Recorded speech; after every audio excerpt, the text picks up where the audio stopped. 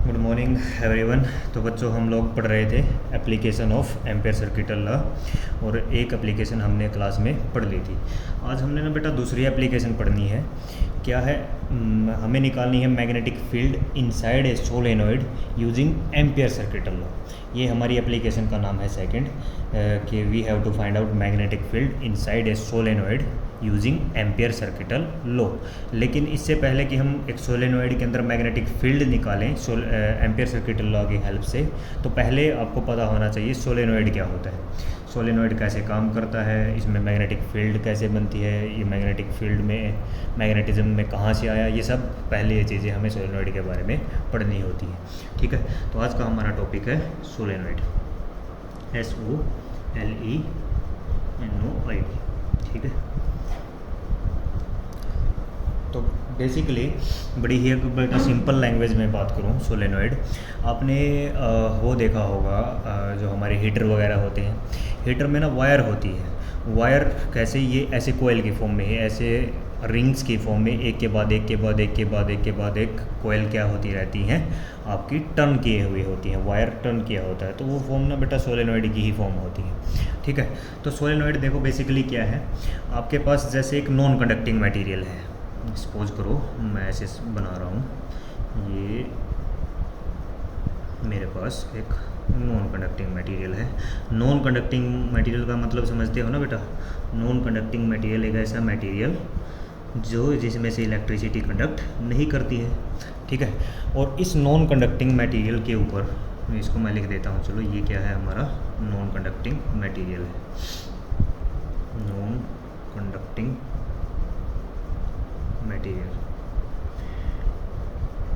ये जो non conducting material है, इसके ऊपर हम बेटा वायर को वाउंड करते हैं। वायर का जैसे हमारा ये होते हैं ना, जैसे आपने सभी लोगों ने देखी होगी रील, जब आपका धागा होता है, धागा, तो एक रील का जो नीचे होता है कवर, वो कार्डबोर्ड का होता है।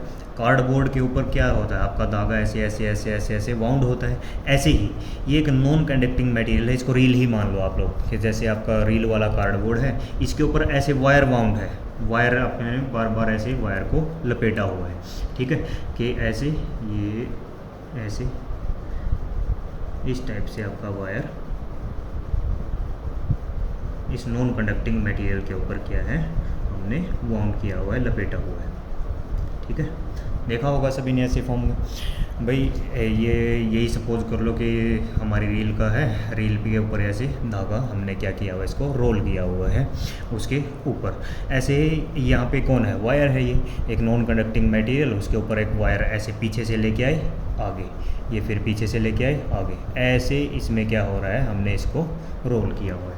ठीक है, अब इसको हमने बेटा कनेक्शन दिया हुआ है, ताकि इस वायर के अंदर ये जो हमने बार बार बार ऐसे वाउंड की हुई है वायर, कोयल भी बोल सकते हो आप इनको, जैसे एक कोयल होती है ना, ये देखो सपोज करो ये मेरे पास एक चाबी है, ये ऐसे एक वायर ही तो है, ये वायर को आपने क्या कर रखा है, रोल कर रखा है। ऐसे ही सपोज करो इसके बीच में ये पेन मैंने घुसाया है, तो ये पेन को नॉन कंडक्टिंग मटेरियल मान लो, तो इस नॉन कंडक्टिंग मटेरियल पर ऐसे वायर को आपने बार बार बार, ये तो जैसे एक ही है, ये जो रिंग एक ही रिंग है, ऐसे बहुत सारे कई हज़ारों रिंग, सोलेनॉइड में ना बेटा बहुत लंबा वायर होता है, ये जो रोल करके मैंने दिखा रखा है ना, बहुत लंबा वायर होता है, ऐसे बहुत सारी रिंग्स होती हैं। ठीक है, तो इसमें करंट फ्लो करवाने के लिए हमने ये जो वायर है सोलेनॉइड की, इसमें करंट फ्लो करवाने के लिए हमने इसको बैटरी वगैरह से कनेक्शन दिया हुआ है। ठीक है, हम ऐसे मान लेते हैं कि हमने इसको किससे जोड़ दिया है, नीचे एक बैटरी के साथ कनेक्शन दे दिया है। ये लो, यहाँ पे कुछ की वगैरह लगाते हैं हम लोग, अगर करंट को ब्रेक करना है या फिर करंट को स्टार्ट करना है, तो उसके लिए हमने क्या लगा दिया, एक की। ठीक है, तो देखो इस बैटरी की वजह से, बैटरी के पॉजिटिव टर्मिनल से करंट निकलता है, तो ऐसे करंट फ्लो कर रहा होगा आई, फिर ये करंट कैसे गया होगा, ये पीछे की तरफ से आ रहा है, पीछे की तरफ से, उसके बाद ये आगे वायर आई है। ठीक है, तो ये करंट ऐसे फ्लो कर रहा है, ऐसे गया, ये ऐसे नीचे, फिर ऐसे, तो इसमें ऐसे पूरे वायर में क्या फ्लो हो रहा है बेटा, करंट आई फ्लो कर रहा है। ठीक, क्या फ़्लो कर रहा है, करंट आई इस वायर में फ़्लो कर रहा है। ये सब वायर के थ्रू, इन टर्न्स के थ्रू, ये जितने हमने टर्न्स बनाए हैं वायर के, इनके थ्रू करंट होते हुए इस वायर से फिर से क्या आ जाता है, बाहर आ जाता है। और ये कब होता है, यहाँ पे सर्किट क्या दिखाई दे रहा है, ओपन, ये की है। और जब हम की को क्या कर देते हैं, प्रेस कर देते हैं, मतलब इसको क्लोज कर देते हैं ऐसे, तब ये काम सर्किट में क्या फ़्लो होता है, करंट फ़्लो होता है। ठीक है, अब देखो, अब बात क्या है, तो बेसिकली आपका सोलेनॉइड बना क्या, एक लॉन्ग कंसेंट्रिक कॉइल। मतलब देखो क्या आपको दिखाई दे रहा है कि अगर मैं इसको यहाँ से ये ऐसे एक लाइन लगा देता हूँ, ये एक्सिस मान लो, इसको आप क्या मान लो, एक्सिस। तो देखो सब की सब जितनी भी कॉइल हैं, एक के बाद एक के बाद एक के बाद जो कॉइल, जितनी भी कॉइल हैं एक के बाद एक, सबका सेंटर सेम है, सबका सेंटर क्या है बेटा, सेम। तो सोलेनॉइड बेसिकली क्या है, एक लॉन्ग कोसेंट्रिक कॉइल की स्ट्रक्चर है।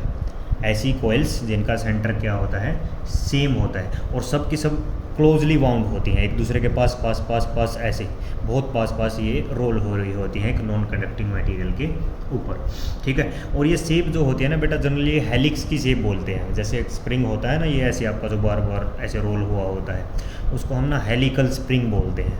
कौन सा स्प्रिंग, हेलिकल। अच्छा देखो, चलो इसकी इक्विवेलेंट ही मैं एक डायग्राम बना देता हूँ। ये क्या बना रहा हूँ, इसके इक्विवेलेंट देखो, क्योंकि मैंने यहाँ पे ना पहले क्या किया है, नॉन कंडक्टिंग मटेरियल लिया है। नॉन कंडक्टिंग मटेरियल के ऊपर ऐसे वायर को हम क्या करते हैं, टर्न्स करवाते हैं, उसको वाउंड करवाते हैं। वाउंड करना मतलब उसको लपेटते हैं। ठीक है बच्चों, तो बार बार अब हमारा काम क्या होता है, हमें तो बार बार सोलेनॉइड बनाना होता है, तो बार बार हम इसको नॉन कंडक्टिंग मटेरियल को नहीं बनाते हैं, हम डायरेक्ट क्या दिखा देते हैं कि ये वायर ऐसे टर्न खा रही है। कैसे, ये देखो ऐसे, ये पहली टर्न, दूसरा टर्न, तीसरा, चौथा, ऐसे हम क्या दिखा देते हैं कि ये सब वायर टर्न्स ले रही हैं। और ऐसी अनलिमिटेड टर्न्स होती हैं बेटा, बहुत ज़्यादा लंबा सोलेनॉइड की लेंथ होती है। इन सब को ये यहाँ पर हमने करंट फ्लो करवाने के लिए बैटरी का कनेक्शन दे दिया, और ये हमारी कौन थी, की। यहाँ से होते हुए ये करंट वापस आ जाएगा, जो यहाँ से जाएगा आई। ठीक है, ये करंट आई गया, यहाँ से आ रहा था, यहाँ से एंटर किया था, और यहाँ से ऐसे ऊपर, ये यहाँ से एंटर किया, यहाँ से ऊपर। तो ये करंट ऐसे फ्लो करता हुआ यहाँ से क्या हो रहा है, वापस आ रहा है इसी सर्किट में। तो ये सर्किट और ये सर्किट इक्विवेलेंट है। ठीक है, इसमें बस मैंने क्या बनाया है, एक्चुअल में नॉन कंडक्टिंग मटेरियल के ऊपर हम इन टर्न्स को क्या करते हैं, रोल करते हैं। यहाँ पे कोई भी मैंने नॉन कंडक्टिंग मटेरियल नहीं दिखाया, क्योंकि बार बार हम इसको नहीं बनाते हैं। बस समझ लेते हैं कि ये जो टर्न है ये किसके ऊपर है, हवा में तो लटकी नहीं होंगी, कुछ ना कि कोई ना कोई चीज़ तो होगी जिसके ऊपर हमने इनको रोल किया होगा। तो वो मैंने जो मटेरियल है जिसके ऊपर रोल किया वो नहीं बनाया इस डायग्राम में। सब की सब जितनी भी कोयल्स मैंने बनाई हैं, अगर मैं इनका एक सेंटर ले लूँ, ये देखो ये ऐसे, ठीक है, ये सब की सब का क्या है, कोएक्सियल रिंग, मतलब सब की सब का एक्सिस जो है सेम है। कोसेंट्रिक भी बोलते हैं, सबका सेंटर, जितनी भी रिंग है सबका सेंटर बेटा क्या होता है, सेम होता है। तो ये जो अपने के सामने जो ये शेप बनी हुई है ना बेटा ऐसे रिंग्स की, इसे हम बोलते हैं, ये किसकी शेप होती है, हेलिकल स्प्रिंग। हेलिकल स्प्रिंग की ये क्या होती है, शेप।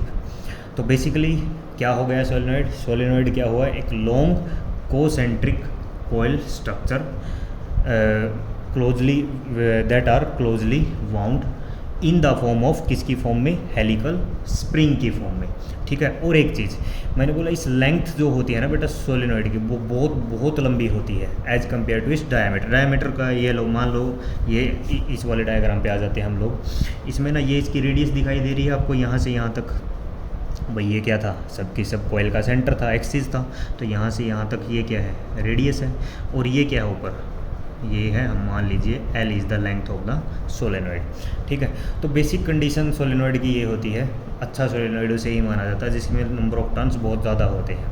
तो इसकी जो लेंथ होती है वो इसके डायामीटर, रेडियस का अगर डबल करोगे तो इतना हो जाएगा, ये डायामीटर हो जाएगा। तो इसकी लेंथ जो होती है ना बेटा बहुत लंबी होती है as compare to its diameter. ठीक है, इतनी चीज़ें आई होप आपको समझ में आया होगा। और यहाँ पे मैं लिख भी देता हूँ, इन सब का सेंटर क्या है बेटा, सेम है। तो ये कोसेंट्रिक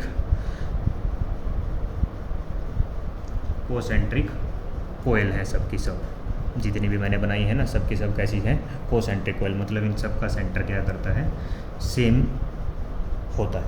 दूसरी बात, जब हम इन कोयल को सबकी सब को ऐसे वाउंड कर रहे होते हैं, किसी भी नॉन कंडक्टिव मटेरियल के ऊपर।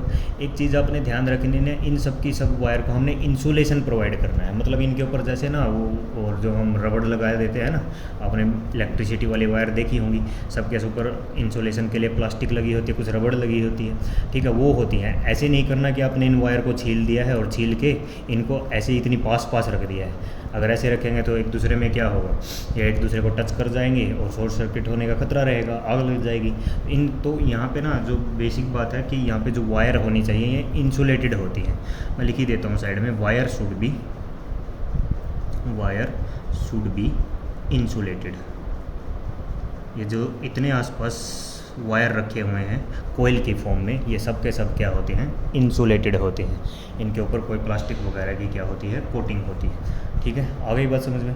तो डेफिनेशन लिख देते हैं हम लोग। अब क्या होता है एक सोलेनॉइड, डेफिनेशन क्या डेफिनेशन बनी, solenoid is a long concentric coil structure. Solenoid is A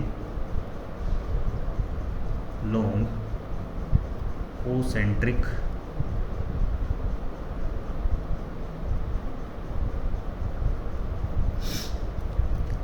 solenoid is a long concentric coil structure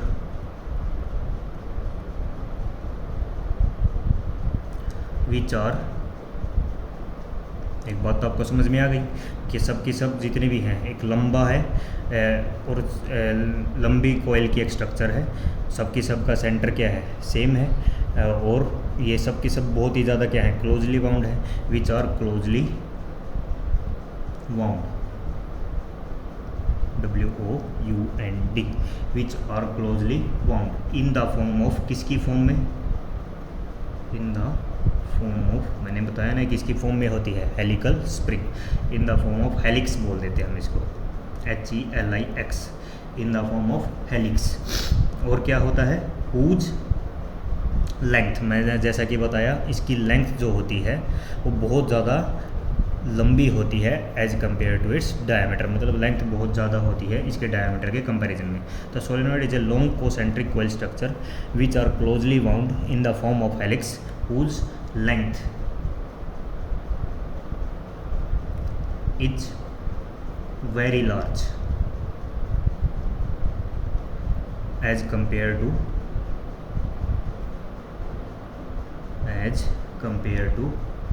its diameter। ठीक है, as compared to its diameter।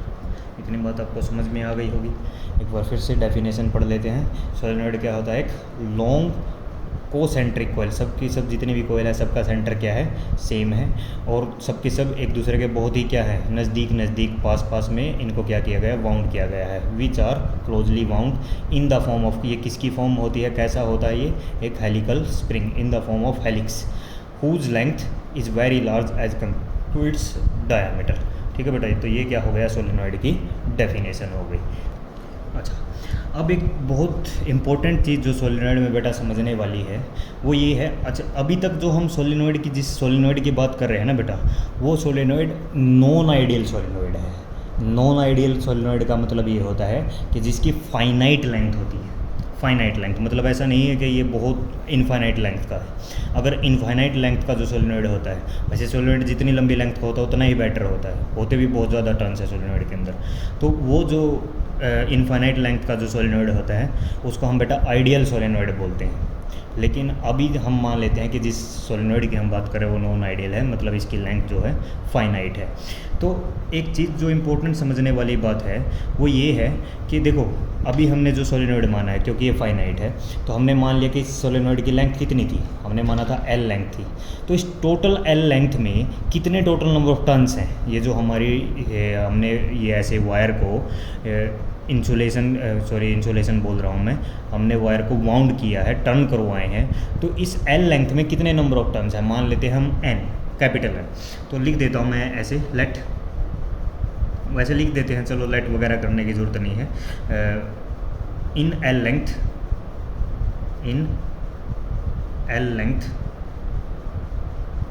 Late N is the, capital N is the total number of total number of turns, ठीक है, in the solenoid. इतनी बात समझ में आई कि जो इसकी ये जो टोटल एल लेंथ थी ये सोलेनॉइड की, इसमें हमने मान लिया कि जो ये टर्न्स है, ये वायर जो बार बार टर्न हो रहा है, ये कितने टाइम हो रहा है, N time, capital N time. तो देखो एल लेंथ में कितने टर्न्स हैं, एन टर्न है, तो एक यूनिट लेंथ में कितने टर्न होंगे, यूनिट लेंथ का मतलब क्या होता है 1, वो उसमें कितने होंगे, एन बाई एल हो जाएंगे। तो यहाँ ना बेटा हम एक वेरी इंपॉर्टेंट जो टर्म है वो है स्मॉल एन। स्मॉल एन क्या है, small N is the number of turns per unit length. मतलब क्या कि देखो एल लेंथ में कितने टर्न बने थे हमारे, एल लेंथ में टर्न बने थे एन, तो एक यूनिट लेंथ में कितने टर्न हो गए, एन बाई एल। तो ये जो यूनिट लेंथ में बेटा जो हमने टर्न माना है ना, इसी को हम डिनोट करते हैं स्मॉल एन से। किससे करते हैं, स्मॉल एन से। तो यानी एक्चुअल में ये 1 ना होके इसको हम किससे डिनोट कर रहे हैं, स्मॉल एन से। तो इस स्मॉल एन में ये क्या है, स्मॉल एन क्या है, number of turns per unit length. मतलब हर एक यूनिट लेंथ में ये सोलेनॉइड जो है, इसके हर एक, मान लो यूनिट में मीटर मान लेता हूँ कि हर एक मीटर लेंथ में कितने टर्न्स हैं, एक मीटर में 10 टर्न है, 20 टर्न है, 30 टर्न है, वो चीज़ है ये, ठीक है। तो टोटल एन लेंथ में तो कैपिटल एन टर्न्स थे, जो टोटल नंबर ऑफ टर्न्स हमने माना था, और एक यूनिट लेंथ में, एक मीटर में कितने टर्न है, वो है एन बाई एल, जितने नंबर ऑफ टोटल टर्न माने हैं divide by length of the solenoid. तो ये एक समझने वाली चीज़ है। ये इसको अभी तक जो हमने चीज़ें पढ़ी हैं सोलेनॉइड के बारे में, उसमें सबसे इंपॉर्टेंट रिजल्ट ये है, इसके बार बार हमें क्या करना होता है, यूज़ करना होता है।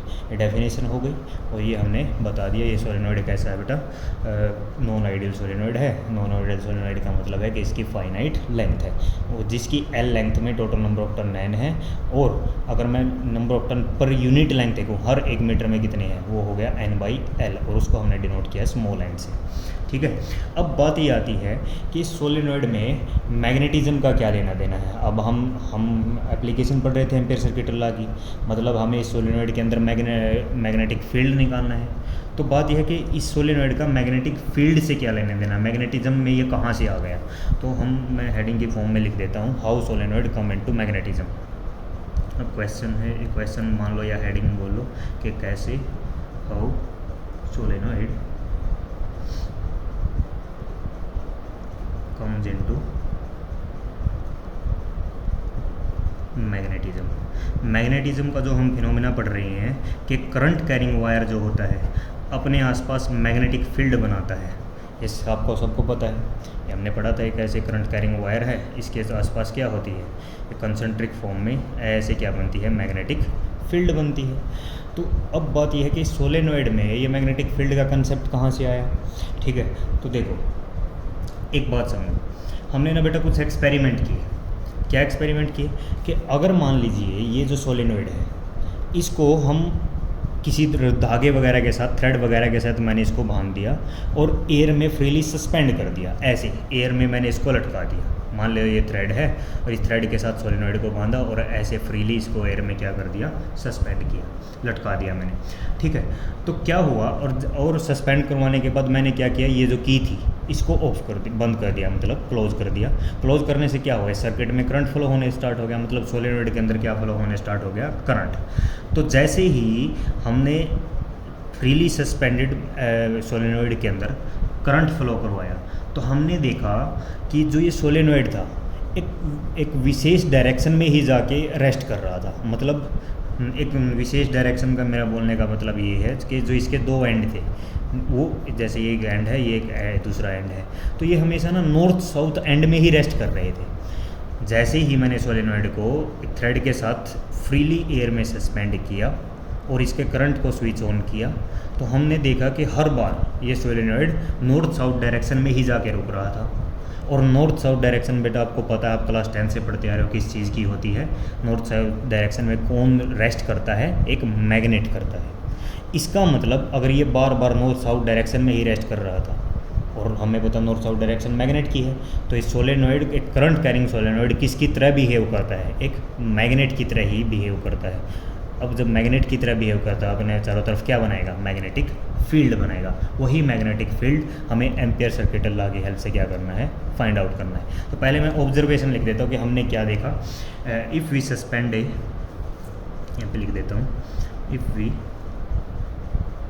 Suspend A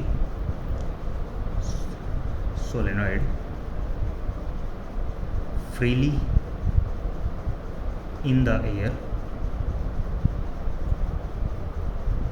and switch on the current and switch on the current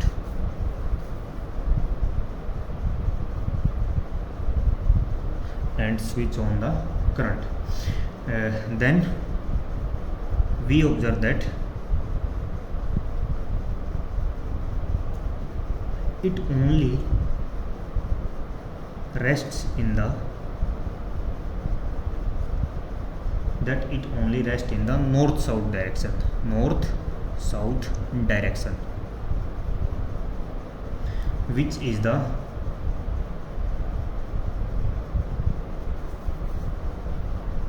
direction of a magnet, जो किसकी तरह है, इसकी एक डायरेक्शन होती है एक मैग्नेट की। तो जो मैंने बोला था, अगर हम एक सस्पेंड कर देंगे एक सोलेनॉइड को फ्रीली एयर में और स्विच ऑन कर देंगे करंट को, तो हम क्या ऑब्जर्व करते हैं कि ये सिर्फ और सिर्फ कौन से डायरेक्शन में ही रेस्ट करता है, नॉर्थ साउथ डायरेक्शन में ही हर बार क्या करता है, रेस्ट करता है। और वो नॉर्थ साउथ डायरेक्शन किसकी होती है, which is the direction of a magnet. तो हमें यहाँ से क्या पता लगा, यहाँ से हमें ये पता लगा एक करंट कैरिंग सोलेनॉइड किसकी तरह बिहेव करता है, एज ए मैग्नेट। मतलब क्या है इन चीज़ों का, that is a current carrying solenoid behave as a magnet। एक करंट कैरिंग सोलेनॉइड किसकी तरह ही बिहेव करता है, मैग्नेट की तरह ही क्या करता है, बिहेव। अब मैग्नेट की तरह बिहेव करता है तो अपने चारों तरफ क्या बनाता है, मैग्नेटिक फील्ड बनाएगा। ठीक है, वही मैग्नेटिक फील्ड हमें क्या करनी है, फाइंड आउट करना है। और एक और ऑब्जर्वेशन देखी गई थी बेटा, कि ये तो हमने पता कि जैसे ही हमने करंट को स्टार्ट किया वो नॉर्थ साउथ डायरेक्शन में क्या कर रहा था, रेस्ट कर रहा था। ठीक है, एक और ऑब्जर्वेशन ये थी कि अगर हम ये जैसे ये करंट की मैंने डायरेक्शन की ऐसे दिखाई थी, ये ऐसे दिखाई थी, अगर हम करंट की डायरेक्शन को पलट दें, मतलब ये वाला एंड मैं बैटरी का छोटा ले लूँ और ये वाला एंड बड़ा ले लूँ, मतलब करंट यहाँ से ऐसे फ्लो होना स्टार्ट हो जाए उल्टी डायरेक्शन में, तो हम देखते हैं कि ये जो फ्रीली सस्पेंडेड मैग्नेट होता है ये एयर में सस्पेंड हुआ, लटका हुआ ही 180 डिग्री के एंगल पर घूम जाता है। मतलब कि 180 डिग्री के एंगल पर रोटेट करने का मतलब क्या था, पहले कौन सी डायरेक्शन थी इसकी, नॉर्थ साउथ डायरेक्शन, जब करंट इस डायरेक्शन में था। ये वाला जब ऐसे करंट फ्लो कर रहा था ना, हम देख रहे थे ये जो हर बार किस डायरेक्शन में रुकता था, नॉर्थ साउथ में।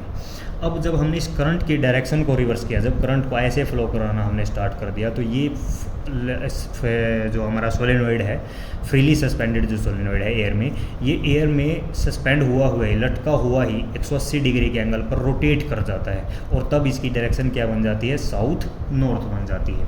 तो ये भी वहाँ पे एक कंडीशन थी, हमने देखा था ओवरस्टेड एक्सपेरिमेंट में भी इस चीज़ को, कि जैसे ही हम डायरेक्शन वगैरह को चेंज करते थे, जो हमारी मैग्नेटिक कंपास होती थी उसकी नेडल चेंज हो जाती थी, अपोजिट डायरेक्शन में चली जाती थी।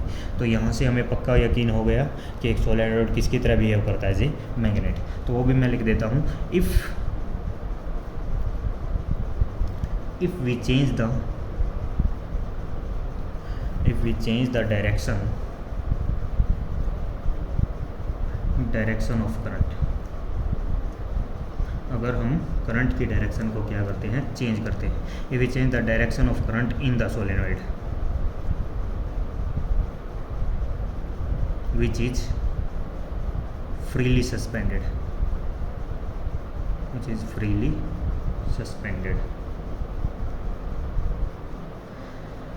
in air, it rotates by 180 degree angle and rests in south north direction. कौन सी डायरेक्शन में, साउथ नॉर्थ डायरेक्शन में। तो इन सब रिज़ल्ट को जब हमने ऑब्जर्व किया सोलेनॉइड पर, तो तब हमें पता लगा कि एक सोलेनॉइड जो होता है एक मैग्नेट की तरह ही क्या करता है, बिहेव करता है। तो अगर मैग्नेटिक की तरह बिहेव कर रहा है तो अब मैग्नेटिक फील्ड लाइंस बनाएगा। तो पहले तो बेटा अब हमारे पास दो काम है। एक तो पहले मुझे एक सोलेनॉइड की वजह से मैग्नेटिक फील्ड लाइंस को दिखाना है। आपके एग्ज़ाम में कई बार पूछा जाता है कि सोलेनॉइड की वजह से मैग्नेटिक फील्ड लाइंस बना के बताइए कैसी बनती है। दूसरा, अब मैग्नेटिक फील्ड लाइंस बन रही हैं तो उन मैग्नेटिक फील्ड लाइंस का मैग्नीट्यूड, मतलब कितनी मैग्नेटिक फील्ड बनती है सोलेनॉइड की वजह से, एम्पियर सर्किट लॉ की हेल्प से वो हम क्या करेंगे, अब फाइंड आउट करेंगे। ठीक है, तो हम अब क्या दिखाने जा रहे हैं, magnetic lines of force in A solenoid, के कैसे एक सोलेनॉइड के अंदर मैग्नेटिक लाइंस ऑफ फोर्स बनती है, मैग्नेटिक फील्ड लाइंस बनती है। मैग्नेटिक टॉपिक का नाम है हमारा magnetic lines of force inside a non ideal solenoid है, मैं पहले ही बोल रहा हूँ जिसकी हम बात कर रहे हैं, इनसाइड ए, चलो मैं लिख भी देता हूँ, non ideal solenoid. Non ideal का मतलब है कि इसकी लेंथ कैसी है, finite. Non ideal means finite length. ठीक है, इसके अंदर हमें क्या दिखाना है, मैग्नेटिक लाइंस ऑफ फोर्स हमने बना के दिखानी है। ठीक है, तो देखो बेटा, अभी जो हमने सोलेनॉइड देखा था, हाँ जी, तो हमने जो सोलेनॉइड अभी अभी देखा था, ये वाला सोलेनॉइड ना बेटा, ये वाला, ये इसकी जो पिक्चर होती है ये 3D शेप होती है। तो इसमें ना करंट फ्लो कर रहा है, इसी करंट की वजह से मैग्नेटिक फील्ड लाइन जैसे बनी होंगी। तो वो करंट मैग्नेटिक फील्ड लाइंस, ताकि आप आसानी से समझ पाओ, तो हम क्या करते हैं, इस सोलेनॉइड को ना मान लीजिए आपने ऐसे बीच से काट दिया, कि जैसे आपके पास ये, इसको समझ लो पेन को, ये सोलेनॉइड है, ऐसे इस पर ये ऐसे ऐसे इसके चारों तरफ क्या है, वायर को हमने टर्न किया हुआ है, इधर से ऐसे। ठीक है ना, इस सोलेनॉइड को ना ऐसे बीचों बीच काट दो, आपने ऊपर की तरफ से ऐसे दो हिस्सों में इसको काट दिया, मान लीजिए बीचों बीच। ठीक है, एक हिस्सा पीछे रह गया, एक हिस्सा आगे आ गया।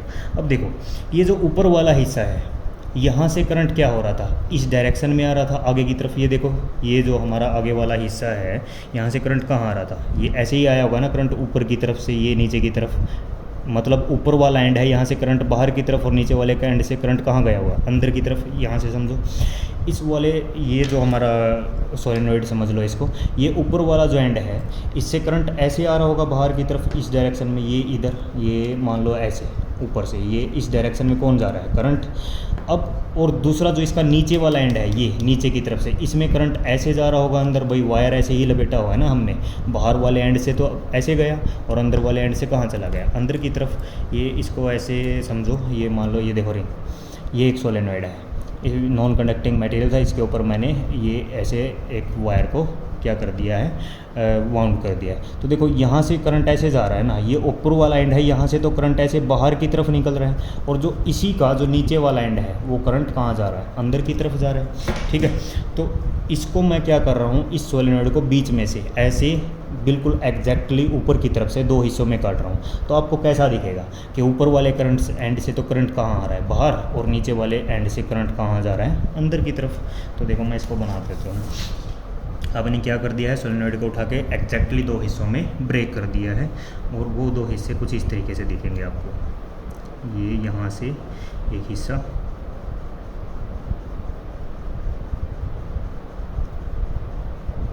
ये सपोज करो ऊपर वाला हिस्सा है। ठीक है, और ऊपर वाले हिस्से से अभी मैंने बताया, इसके ऊपर वाले हिस्से से करंट कहाँ आ रहा था, बाहर की तरफ आ रहा था। जब करंट बाहर की तरफ आता है तो हम उसको किससे दिखाते हैं, डॉट से दिखाते हैं, ऐसे, या डॉट्स। डॉट का मतलब क्या होता है कि करंट कहाँ आ रहा है, बाहर की तरफ आ रहे हैं। ठीक है, ये ऐसे, इसमें किसी को कोई प्रॉब्लम नहीं होनी चाहिए।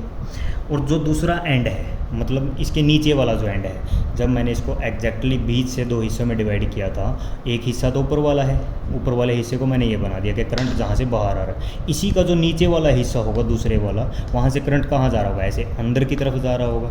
तो उस नीचे वाले हिस्से को मैं यहाँ बना देता हूँ, थोड़ा सा नीचे।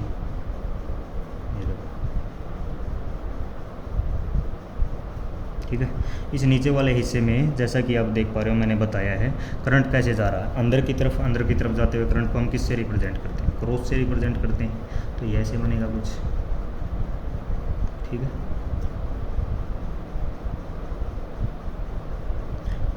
तो ये एक सोलेनॉइड था जिसको मैंने एग्जैक्टली दो हिस्सों में डिवाइड कर दिया है।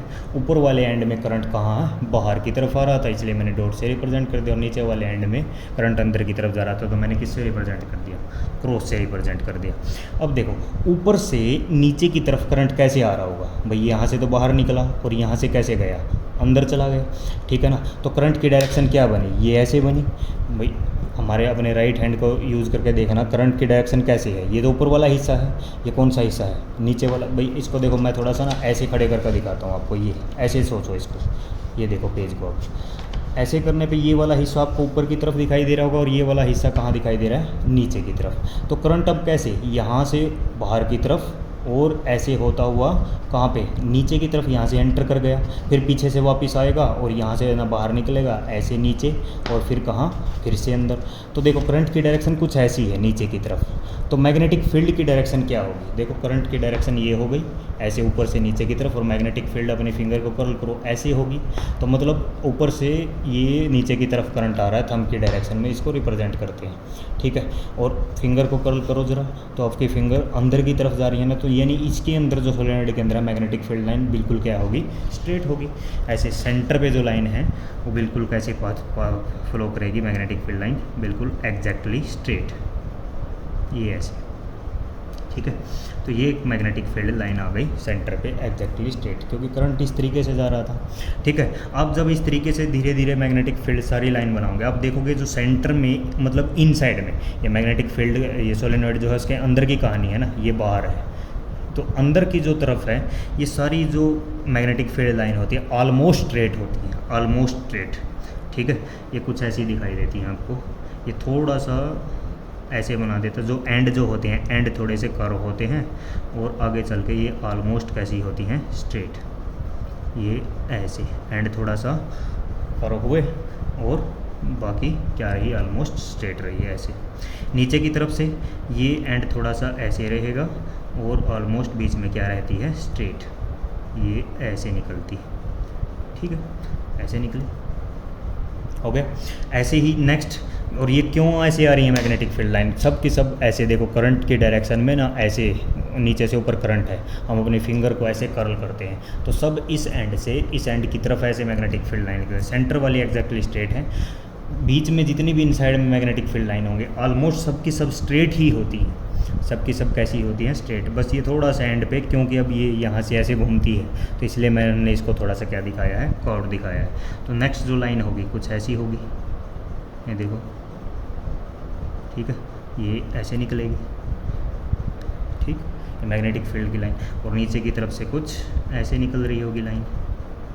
तो ये तो कहानी किसकी हो गई, इसके अंदर की कहानी हो गई। और बेटा ये एरो जो मैंने बनाया है ना, ये एरो ज़रूर दिखाया करो। कुछ बच्चों ने ना ये जब मैंने कल टेस्ट लिया था उसमें ये arrow magnetic field line draw करानी थी, ये एरो नहीं दिखाया। एरो के बिना हमें क्या पता मैग्नेटिक फील्ड की डायरेक्शन कौन सी, यहाँ से यहाँ है या यहाँ से इस एंड की तरफ है, ठीक है। तो एरो आपने हमेशा बनानी। तो ये तो अंदर की कहानी होगी। अब देखो ये यहाँ पे भी तो कुछ मैग्नेटिक फील्ड बन रही होगी या नहीं बन रही होगी, 100% है मैग्नेटिक फील्ड बन रही होगी। अब देखो ना, मान लीजिए ये क्या था, करंट ऐसे, डॉट का मतलब क्या है, ऐसे बाहर की तरफ निकल रहा है। अगर बाहर की तरफ निकल रहा है तो हम उसके चारों तरफ भी तो अपनी फिंगर को कर्ल करेंगे। इसको पर देखो यहाँ पे ये ऐसे करंट बाहर की तरफ आ रहा है, नहीं आ रहा है, ऐसे। तो हम करंट के डायरेक्शन में अपना थंब रखते हैं और फिंगर को ऐसे कर्ल करते हैं, तो इसके चारों तरफ भी तो मैग्नेटिक फील्ड लाइन जैसे बन रही होंगी, ये ऐसी।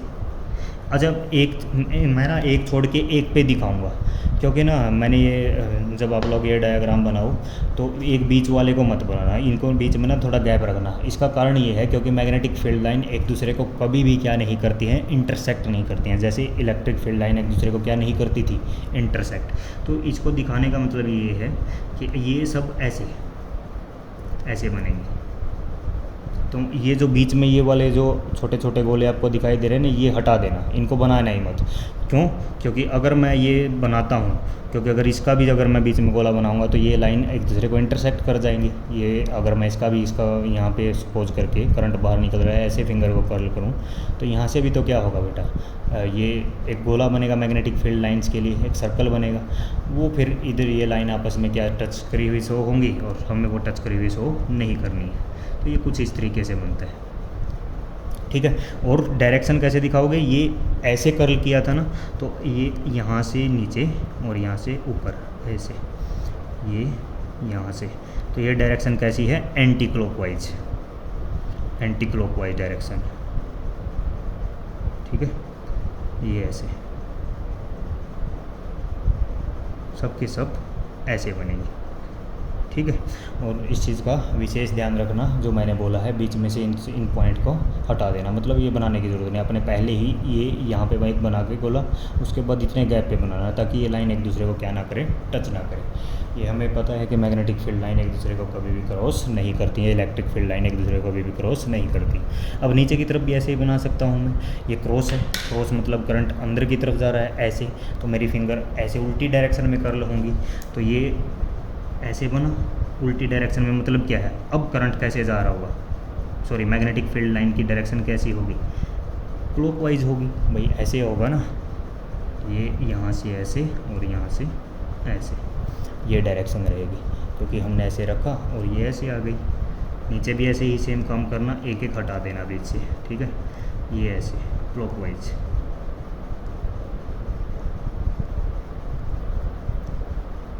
और ऊपर की तरफ से भी बेटा इस चीज़ का ध्यान रखना कि ये जो हमने जो ये सर्कल बनाए हैं, ये इन लाइन के साथ भी टच नहीं करने चाहिए, क्योंकि मैग्नेटिक फील्ड लाइन कभी भी एक दूसरे को टच करती ही नहीं। आ गई ना बात समझ में? तो इस तरीके से आपके पास क्या बनती है, मैग्नेटिक फील्ड लाइन्स बनती है, किसके अंदर, एक सोलेनॉइड के अंदर। अच्छा, इस लाइन को मैं अगर चाहूँ तो आगे की तरफ एक्सटेंड भी कर सकते हैं, भाई इस अंदर ही रहेगी क्या मैग्नेटिक फील्ड लाइन, नहीं। अच्छा, एक और चीज़, ये जो एंड होता है जहाँ से मैग्नेटिक फील्ड लाइन एंटर कर रही है सोलेनॉइड के अंदर, ये वाला सोलेनॉइड का एंटर जो होता है ना बेटा, अब जब मैग्नेट है, मैग्नेट के कितने पोल होते हैं, 2 पोल होते हैं, एक नॉर्थ पोल, दूसरा कौन सा पोल, साउथ पोल। तो अब सोलेनॉइड जब करंट इसके अंदर फ्लो कर रहा है तो ये भी मैग्नेट की तरह बिहेव कर रहा है, तो इसके भी 2 पोल होंगे, एक साउथ नॉर्थ। तो जिस एंड से ये लाइन सोलेनॉइड के अंदर एंटर कर रही है, इस एंड को हम बोलते हैं बेटा साउथ पोल। ये कौन सा पोल होता है, साउथ पोल। और जहाँ से ये लाइन बाहर निकलती है सोलेनॉइड के अंदर से, ये वाला एंड कौन सा होता है, नॉर्थ पोल होता है, ठीक है। इसके बाहर अगर मैग्नेटिक फील्ड लाइन आप बनाना चाहोगे तो वो कैसे होगी, ये ऐसे घूमेगी, यहाँ से जाके ये ऐसे, ठीक है, ये ऐसे डायरेक्शन होगी मैग्नेटिक फील्ड लाइन की। यहाँ के नीचे की तरफ से एक मैं अगर शो करूँ तो ये कैसे होगी, ये ऐसे आ रही थी ना, ये अपोजिट डायरेक्शन, तो ये डायरेक्शन रहती है मैग्नेटिक फील्ड लाइन की, ठीक है। तो इसमें ना 2-3 चीज़ें नोट करने लायक है। एक तो सोलेनॉइड के अंदर मैग्नेटिक फील्ड लाइन कहाँ से कहाँ होती है, साउथ टू नॉर्थ एंड की तरफ। दूसरा, सोलेनॉइड के बाहर यानी ये वाला, यहाँ पे जो मैग्नेटिक फील्ड लाइन जो होती है कहाँ से कहाँ, नॉर्थ टू साउथ, ठीक है। तो पहले तो इसी पॉइंट को लिखता हूँ मैं, direction of magnetic field lines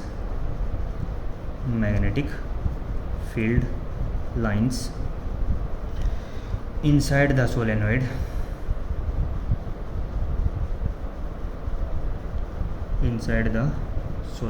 is from south to north, ठीक है। सोलेनॉइड के अंदर ये जो डायरेक्शन रहती है मैग्नेटिक फील्ड लाइन की, ये कौन सी होती है, साउथ टू नॉर्थ। और सोलेनॉइड के बाहर कहाँ से, नॉर्थ टू साउथ। एंड यहाँ पे लिख देता हूँ, direction of magnetic field lines outside the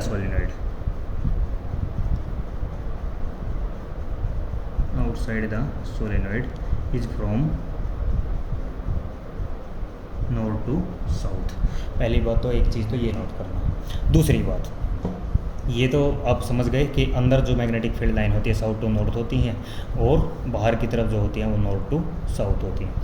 अब एक इससे भी इम्पोर्टेंट चीज़ क्या है कि जो मैग्नेटिक फील्ड लाइन जो बाहर की तरफ होती हैं, सोलेनॉइड से बाहर होती हैं, ये बेटा बहुत ही ज़्यादा वीक होती हैं, बहुत ही ज़्यादा क्या होती हैं, वीक। और जो सोलेनोइड के अंदर जो मैग्नेटिक फील्ड लाइन होती है ये बहुत ही ज़्यादा स्ट्रॉन्ग होती है। मतलब स्ट्रॉन्ग होने का मतलब क्या है कि एक सोलेनोइड के अंदर जो मैग्नेटिक फील्ड होती है उसका मैग्नीट्यूड बहुत ज़्यादा होता है। मतलब वहाँ पे मैग्नेटिक फील्ड की जो स्ट्रेंथ होती है सोलेनोइड के अंदर वो ज़्यादा होती है, और जो सोलेनोइड के बाहर मैग्नेटिक फील्ड की जो स्ट्रेंथ होती है वो बहुत ही क्या होती है, कम होती है। उसका कारण क्या है?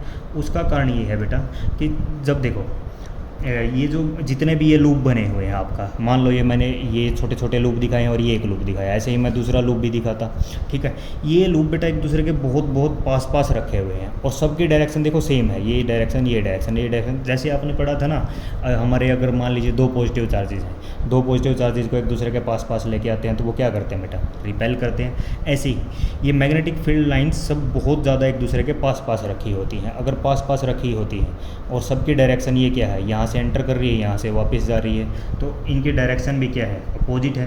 तो बेटा एक दूसरे को ना अपोज करना स्टार्ट करती है। जैसे एक प्लस चार्ज के पास एक प्लस चार्ज लेके आते हो, क्यू चार्ज के पास क्यू चार्ज, वो एक दूसरे को रिपेल करते हैं। ऐसे ही ये मैग्नेटिक फील्ड लाइन एक दूसरे के इतने क्लोज होने की वजह से, एक दूसरे के पास होने की वजह से एक दूसरे को क्या करती हैं, अपोज करती हैं। और कहाँ करती हैं, आउटसाइड द सोलेनोइड, ठीक है।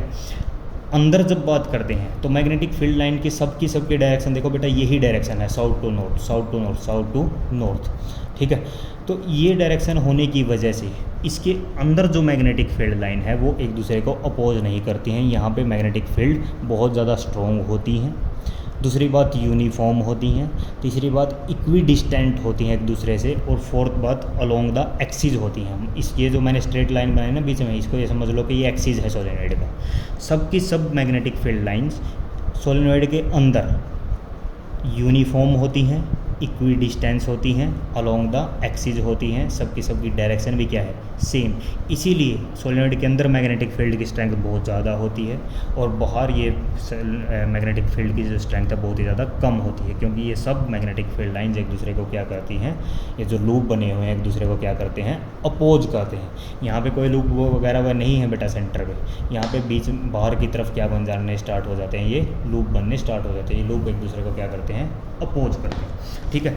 तो मैं लिख देता हूँ इस पॉइंट को, इस बात को हमेशा याद रखना कि एक सोलेनोइड के अंदर जो मैग्नेटिक फील्ड होती है उसका मैग्नीट्यूड, उसकी स्ट्रेंथ बहुत ज़्यादा होती है, यूनिफॉर्म होती है और अलोंग द एक्सिस होती है। लेकिन बाहर जो होती है मैग्नेटिक फील्ड बहुत कम होती है, ठीक है। तो इस पॉइंट को मैं लिख देता हूँ, at a point outside the solenoid, outside the solenoid, at a point outside the solenoid, the magnetic field due to neighboring loops, जो एक दूसरे के नेबर में जो लूप है ना बेटा, ये at a point outside the solenoid, the magnetic field due to neighboring loops opposes each other, एक दूसरे को क्या करना स्टार्ट कर देती हैं, मैग्नेटिक फील्ड नेबरिंग लूप की वजह से एक दूसरे को अपोज करना स्टार्ट कर देती हैं। और अंदर क्या होता है, and at a point inside the solenoid, and at a point inside the solenoid. अगर मैं एक पॉइंट चूज करता हूँ सोलेनोइड के अंदर, वहाँ मैग्नेटिक फील्ड लाइन का क्या होता है, द मैग्नेटिक फील्ड लाइंस और सबकी डायरेक्शन क्या है बेटा, सेम है, और इन सेम डायरेक्शन, सब किसमें है, सेम डायरेक्शन में है, इक्विडिस्टेंस है, इक्विडिस्टेंट, यूनिफॉर्म, सबकी सब कैसी होती है, यूनिफॉर्म होती, and along the axis of solenoid. और किसके अलोंग होती है, ये along the axis of the solenoid, ठीक है। ये बात समझ में आई कि जो पॉइंट बाहर होता है ये नेबरिंग लूप की वजह से वहाँ पे मैग्नेटिक फील्ड लाइन, क्योंकि नेबरिंग लोग एक दूसरे का अपोज करते हैं, मैग्नेटिक फील्ड की स्ट्रेंथ बहुत कम होती है। और अंदर की तरफ क्योंकि ये लाइन सभी की सभी मैग्नेटिक फील्ड लाइन एक ही डायरेक्शन में है, क्योंकि डिस्टेंस है अलोंग द एक्सिस है, इसीलिए ये सब की सब एक स्ट्रॉन्ग मैग्नेटिक फील्ड अंदर की तरफ बनती है। तो नेट इफेक्ट क्या हुआ? तो इफेक्ट ये हुआ कि magnetic field outside the solenoid is almost zero हो जाती है, इतनी वीक होती है कि उसको आप ऑलमोस्ट क्या ही मान सकते हो कि ज़ीरो ही होती है। ठीक है, तो मैं लिख भी देता हूँ इस चीज़ को। As a result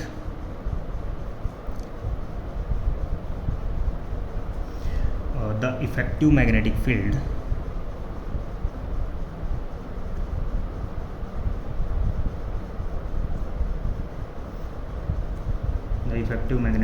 outside the solenoid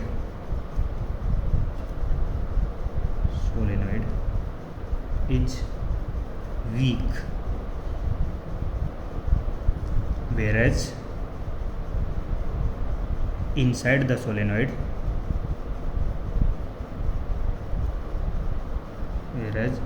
the solenoid these becomes strong। ठीक है, आ गई बात समझ में? मेरे हिसाब से आप लोगों को ये बात समझ में आ गई होगी। ये ऐसे आपने क्या बनाना है, सोलेनोइड के अंदर मैग्नेटिक फील्ड लाइन बनानी है। और अब ये चीज़ हमें पता लग गई कि मैग्नेटिक फील्ड लाइन सोलेनोइड के अंदर साउथ टू नॉर्थ होती है और सोलेनोइड के बाहर नॉर्थ टू साउथ होती है। और कहाँ पे वीक होती हैं? एक सोलेनोइड के बाहर जो मैग्नेटिक फील्ड लाइन होती है वो वीक होती है। उसका रीज़न क्या है? उसका रीज़न है कि ये जो लूप है सोलेनोइड के आउटसाइड, ये एक दूसरे को क्या करना स्टार्ट कर देते हैं, एक दूसरे को अपोज करते हैं। तो इसकी वजह से मैग्नेटिक फील्ड आउटसाइड वीक हो जाती है। अंदर क्या होता है, सोलेनोइड के सब की सब magnetic field line along the axis होती हैं, क्योंकि डिस्टेंस होती हैं। तो उसकी वजह से यहाँ पे मैग्नेटिक फील्ड कैसी होती है? स्ट्रॉन्ग होती है। ठीक है, मेरे हिसाब से इतनी बातें आपको सोलेनोइड के बारे में समझ में आ गई होंगी। अब हमें आगे बढ़ना है। सबसे पहले हमने सोलेनोइड क्या होता है ये पढ़ा, उसकी डेफिनेशन देखी। फिर हमने देखा कि कैसे सोलेनोइड मैग्नेटिज्म में आया। अगर मैग्नेटिज्म में आ गया है सोलेनोइड तो उसके अंदर मैग्नेटिक फील्ड लाइंस क्या होती हैं, उसका इफेक्ट क्या होता है। अब हम बात करते हैं फाइनली कि मैग्नेटिक फील्ड लाइन सोलेनोइड के अंदर पूछता है आपसे। ये एप्लीकेशन है बेटा एम्पियर सर्किट लॉ की दूसरी, कि एक ये जो सोलेनोइड आपने बनाया है इसके अंदर इनसाइड में मैग्नेटिक फील्ड की वैल्यू कितनी होती है। ठीक है, ये आपने एम्पियर सर्किट लॉ की हेल्प से फाइंड आउट करना है। और एक चीज़ और एक अजम्पशन हम मानेंगे कि अभी तक आपने जो सोलेनोइड पढ़ा था वो कैसा था? नॉन आइडियल था, मतलब उसकी फाइनाइट लेंथ थी। इस बार जो आप सोलेनोइड पढ़ेंगे वो इनफाइनाइट लेंथ का होगा, मतलब हम आइडियल सोलेनोइड के बारे में पढ़ेंगे। ठीक है, तो मैं लिख देता हूँ टॉपिक क्या है हमारा, magnetic field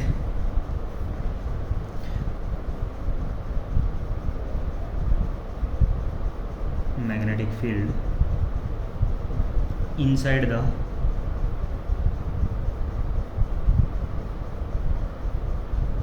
ideal solenoid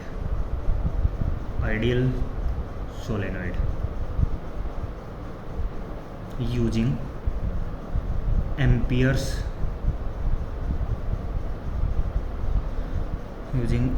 circuital law। ये हमारे टॉपिक का नाम हो गया। एम्पियर सर्किट लॉ की एप्लीकेशन है ये। सोलेनोइड के आइडियल सोलेनोइड के अंदर मैग्नेटिक फील्ड निकालना है। तो पहली बात हम क्या करेंगे बेटा, हम अब बात अभी तक जो हमने नॉन आइडियल सोलेनोइड की थी, अब आइडियल सोलेनोइड की बात कर रहे हैं। आइडियल सोलेनोइड की अगर बात हो रही है तो पहले ना हमें आइडियल सोलेनोइड की ही 2-3 अजम्पशन लेनी है। ठीक है, अजम्पशन फॉर आइडियल सोलेनोइड क्या क्या होती है, ये डेरिवेशन करने के लिए अजम्पशन फॉर आइडियल सोलेनोइड, मतलब पहले ही आप बता रहे हो कि आइडियल सोलेनोइड के अंदर ये चीज़ें होंगी जो हम अज्यूम करेंगे, तब हम क्या प्रूव करना स्टार्ट कर देंगे, उसके बेस पर क्या हमारा मैग्नेटिक फील्ड निकालने की क्या करेंगे, कोशिश करेंगे। नंबर 1 सबसे पहले, अब देखो ये जो हमने बनाया था यहाँ पे, ये नॉन आइडियल सोलेनोइड है, इसी के अंदर मैग्नेटिक फील्ड बाहर क्या थी, वीक थी। अब बेटा जब मैंने आइडियल सोलेनोइड ले लिया है, आइडियल सोलेनोइड का मतलब जिसकी लेंथ कितनी हो गई, इनफाइनाइट लेंथ। इनफाइनाइट लेंथ होने पर बेटा ऐसे कितने लूप्स होंगे, बहुत हज़ारों लूप होंगे। अगर लूप इतने ज़्यादा होंगे तो एक दूसरे को बहुत ज़्यादा क्या करेंगे, अपोज करेंगे। अपोज करेंगे तो मैग्नेटिक फील्ड बाहर की तरफ क्या हो जाएगी, और ज़्यादा क्या हो जाएगी, वीक हो जाएगी। मतलब जो आइडियल सोलेनॉइड होता है ना बेटा, उसमें बाहर की तरफ जो मैग्नेटिक फील्ड जो होती है वो इतनी वीक होती है कि उसकी वैल्यू को हम ऑलमोस्ट क्या ही ले लेते हैं, 0। तो ये कंडीशन हो गई कि magnetic field in outside the ideal solenoid is 0। और अंदर क्या होता है, अंदर वही जैसे बाहर की तरफ वीक हो जाती है वैसे ही अंदर की तरफ आइडियल सोलेनॉइड में और ज़्यादा क्या हो जाती है, स्ट्रॉन्ग। मतलब सब की सब स्ट्रेट होती हैं, parallel to the axis of the solenoid होती हैं, ठीक है। और एक अजम्पशन मैंने स्टार्टिंग में ही बता दी थी कि जो हमारी लेंथ होती है सोलेनॉइड की, वो उसकी डायमीटर से बहुत ज़्यादा क्या होती है, लार्ज होती है। और इसमें जो सोलेनॉइड में जो नंबर ऑफ टर्न्स होंगे, नंबर ऑफ टर्न्स हर एक यूनिट लेंथ में, 1 मीटर में जो नंबर ऑफ टर्न्स होंगे वो बहुत ही ज़्यादा क्या होंगे, बड़े होंगे। ये सब क्या है, अजम्पशन है आइडियल सोलेनॉइड की। तो पहली अजम्पशन क्या है, नंबर 1, मैग्नेटिक फील्ड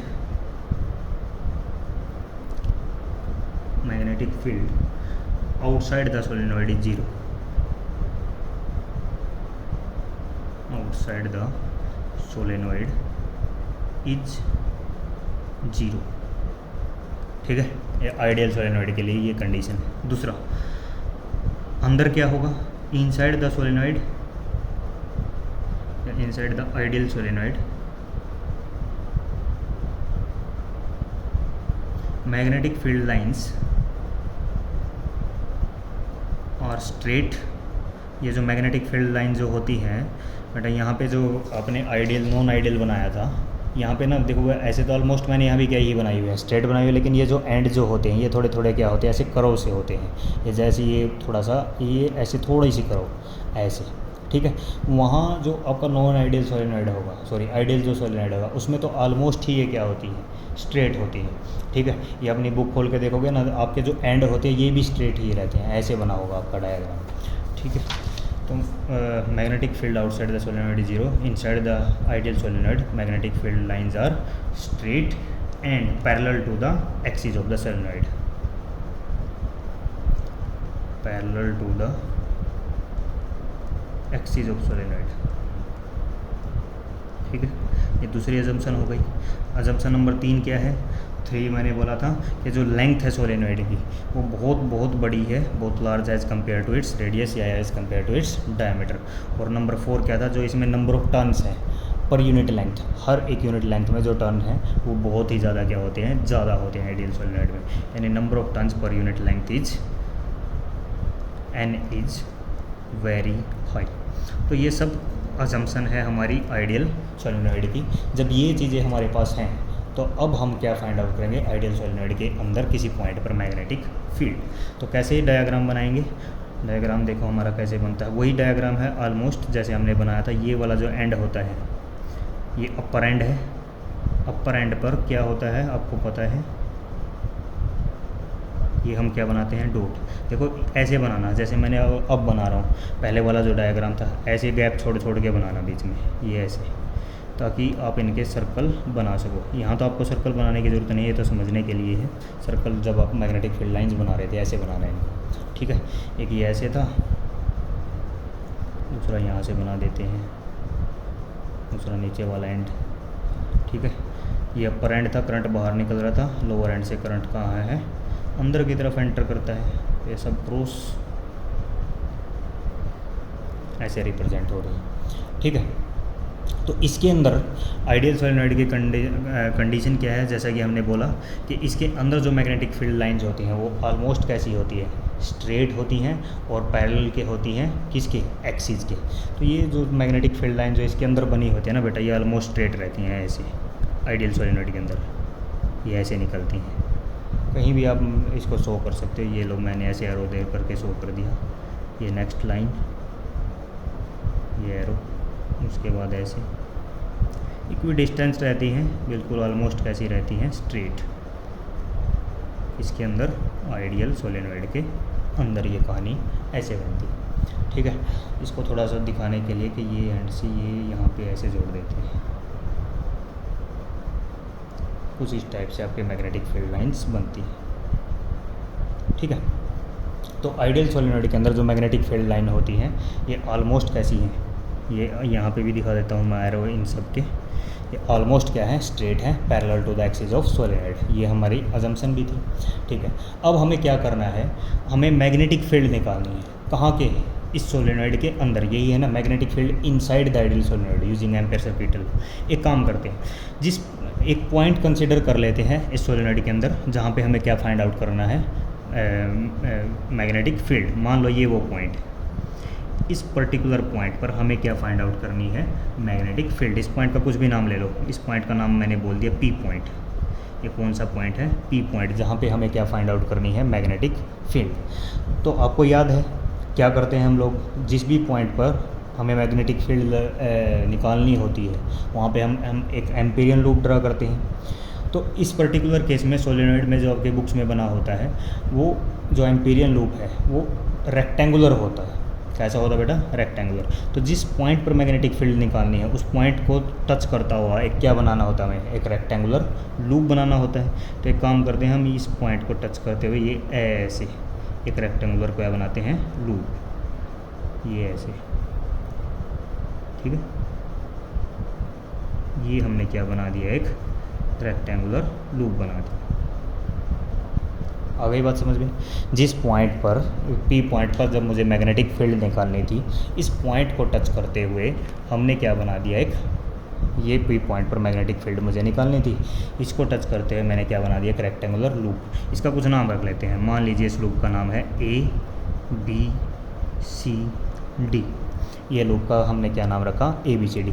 और अब देखो भाई, जो ये हमारा जो सोलेनॉइड था, ये कैसा आइडियल सोलेनॉइड था, तो ये जो टोटल जो इसकी लेंथ है वो तो कितनी है, इनफाइनाइट ही है भाई। टोटल लेंथ इनफाइनाइट है, उसमें कितने नंबर ऑफ टर्न्स है, कैपिटल N है।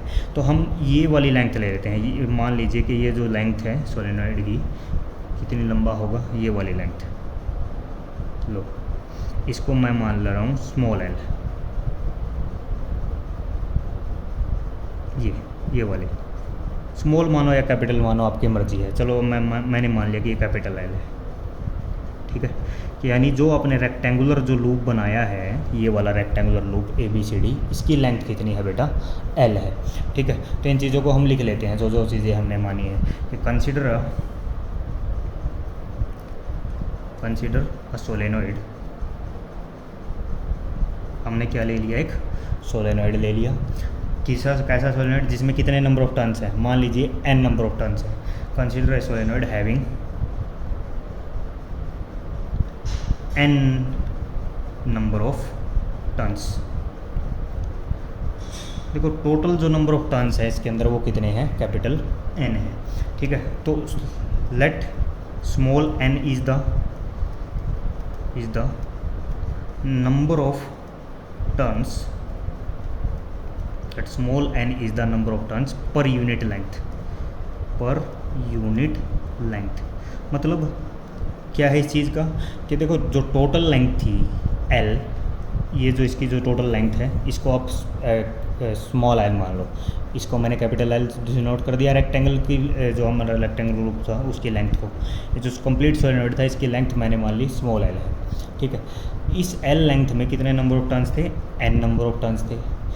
तो अगर मैं इस एम्पीरियन लूप को देखता हूँ, या मैं कहूँ कि जो इसके अंदर लूप के अंदर जो नंबर ऑफ टर्न्स हैं, नंबर ऑफ टर्न्स हर एक यूनिट लेंथ में, हर एक मीटर में, वो कितने हो गए, N/L हो गए।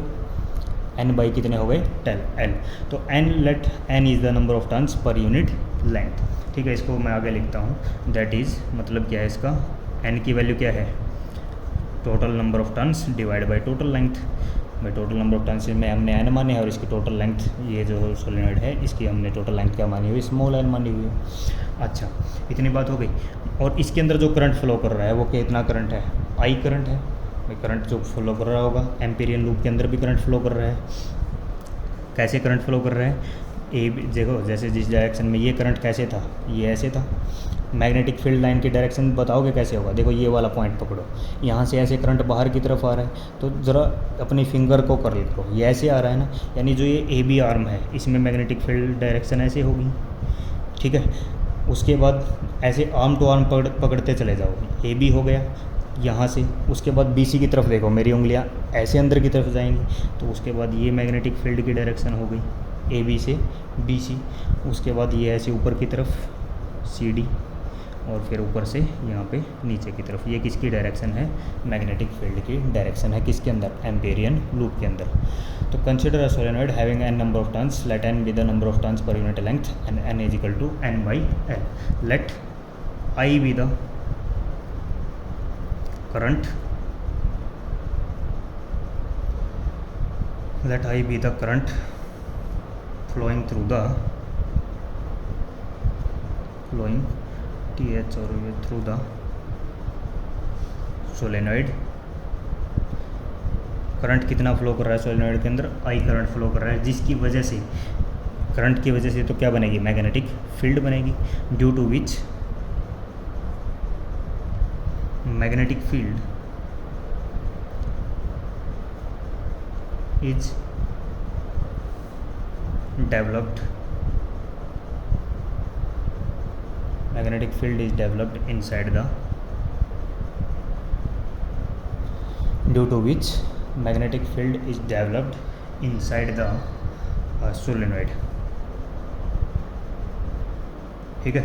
और जो हमें मैग्नेटिक फील्ड किस पॉइंट पर निकालनी है बेटा? P पॉइंट पर। Let suppose P is the point, और ये पॉइंट P कहाँ पे है? इनसाइड द सोलेनॉइड है। Suppose P is the point inside the solenoid where we have to calculate, जहाँ पे हमें क्या बताना है? Magnetic field. ठीक है, P पॉइंट हमने मान लिया है। फिर हमने क्या किया है? इस P पॉइंट को काटता हुआ एक क्या बनाया? Rectangular loop ABCD। सपोज ये हो गया ना, PQ, क्या नाम रखा हमने? ABCD। ABCD is the rectangular loop, ABCD is the rectangular Amperian loop बोलो या रेक्टेंगुलर लूप, ड्यू टू विच इसी एम्पीरियन लूप पर हम क्या फाइंड आउट करेंगे? मैग्नेटिक फील्ड फाइंड आउट करेंगे।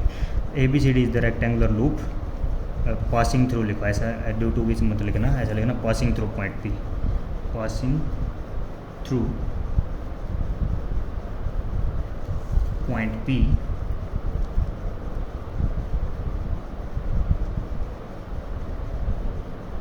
ठीक है, पासिंग थ्रू पॉइंट P। ठीक है, इतनी बातें आप लोगों को आई होप समझ में आ गई होंगी। अब देखो, टोटल L लेंथ में कितने नंबर ऑफ टर्न्स थे बेटा? N थे। तो एक यूनिट लेंथ में कितने टर्न हो गए थे? N/L हो गए थे। इस L लेंथ किसकी L लेंथ मानी थी? कैपिटल L, इस एम्पीरियन लूप की। इसके अंदर बेटा आपके नंबर ऑफ टर्न्स कितने हो गए? मैंने बोला कि देखो, टोटल जो सोलेनॉइड था उसकी लेंथ L थी, उसमें नंबर ऑफ टर्न्स कितने थे? N थे। तो number of turns per unit length कितने थे? N/L। तो एम्पीरियन लूप की जो लेंथ है उसमें कितने नंबर ऑफ टर्न्स आ गए? यानी L मल्टीप्लाई बाई N/L हो गया। अगर मैं L में पूछता हूँ, इसमें मैं लिख देता हूँ इस चीज़ को, total number of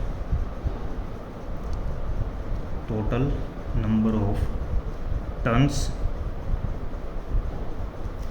in rectangular loop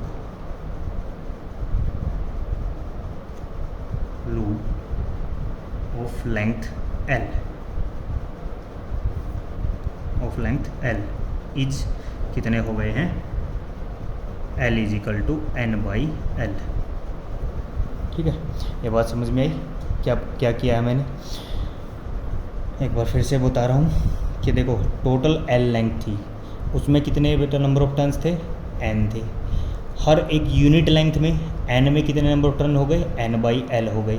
तो ये जो एम्पीरियन लूप आपने बनाया है, इसकी जो लेंथ है उसमें कितने नंबर ऑफ टर्न्स है? Total number of turns in the rectangular loop of length L is कितने होंगे? ये N/L मल्टीप्लाई बाई कौन हो गया? Capital L।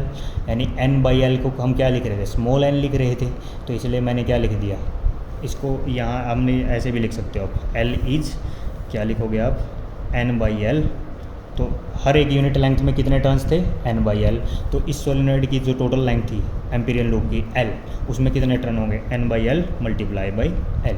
यानी इस N/L को हम क्या लिखते हैं, स्मॉल n लिखते हैं और कैपिटल मल्टीप्लाई में कैपिटल L।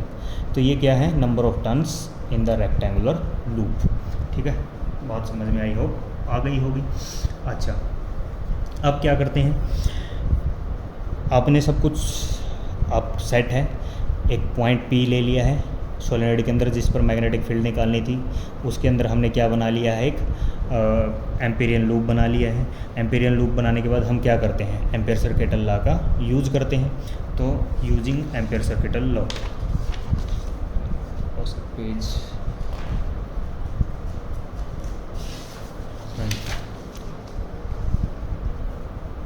यूजिंग एम्पियर्स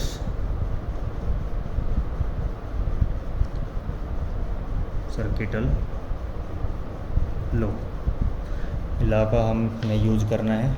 ये लॉ का यूज़ करके हम क्या लिख सकते हैं, integral B.dl is equal to mu naught I inside, ये फार्मूला होता है। ठीक है, और इंटीग्रेशन कहाँ से कहाँ करनी है बेटा, मैग्नेटिक फील्ड और डीएल की, ये आपने जो आपने लूप बनाया था, ये कहाँ से कहाँ इंटीग्रेशन करोगे आप, कंप्लीट लूप पर ही तो करोगे, ABCD। तो कंप्लीट लूप आपका कहाँ से कहाँ तक हो गया, इंटीग्रल ABCD। ये ऐसे आपने क्या चूज कर लिया है, इस लूप पर क्या करनी है, इंटीग्रेशन। ठीक है, तो देखो एक काम करो, पहले इसको सोल्व करते हैं जो हमारी इस इक्वेशन में लेफ्ट हैंड साइड है। इंटीग्रल B.dl, और कहाँ से ये जो इंटीग्रल करना है, कहाँ से करना है, कंप्लीट रेक्टेंगुलर लूप पर करना है, ABCD। ये किसके इक्वल है, देखो पहला जो पार्ट होगा इंटीग्रल B.dl, पहला पार्ट कहाँ से कहाँ तक का था, देखना ज़रा, ये A to B। आपने ना सारे पे एकदम नहीं करना है, तो क्या करोगे, इसको सारे को एक एक करके डिवाइड कर लिया मैंने। पहले मैं इंटीग्रल कहाँ से कहाँ कर रहा हूँ, A से B तक, यहाँ इतने पोर्शन पर इंटीग्रल, फिर नेक्स्ट B से C पर, फिर नेक्स्ट C से D पर, और फिर नेक्स्ट D से A पर। ठीक है, तो पहला मैं जो इंटीग्रेशन कर रहा हूँ वो कहाँ से कहाँ है मेरा, A to B। ठीक है, integral A to B.dl plus integral कहाँ से कहाँ, B से C, B to C B.dl। फिर कहाँ से कहाँ करेंगे हम लोग, प्लस इंटीग्रल B.dl, और कहाँ से कहाँ, C to D। यही था ना, पहले A से B, फिर B से C, फिर C से D, और लास्ट कौन सा, D से A, प्लस इंटीग्रल B.dl, और ये कहाँ से कहाँ करना है आपने, D to A। ठीक है, ये बात आपको समझ में आई भाई। इंटीग्रल मैग्नेटिक फील्ड और लेंथ एलिमेंट का इंटीग्रेशन करना है अपने पूरे लूप पर ABCD पर, तो मैंने उसको डिवाइड कर लिया, AB BC CD और DA, ये चार पोर्शन में। अब पूछोगे DL कहाँ है, DL भाई देखो ये हमने लेंथ ली है ना, ये किसकी लेंथ है, ये लेंथ है एम्पीरियल लूप की। तो टोटल लेंथ L है, तो इस पर हम छोटे छोटे DL काट सकते हैं, नहीं काट सकते हैं, इसी लेंथ के अलोंग ही तो क्या है बेटा, DL है भाई। टोटल लेंथ इसकी L है, तो इस पर आप छोटे छोटे DL भी काट सकते हो।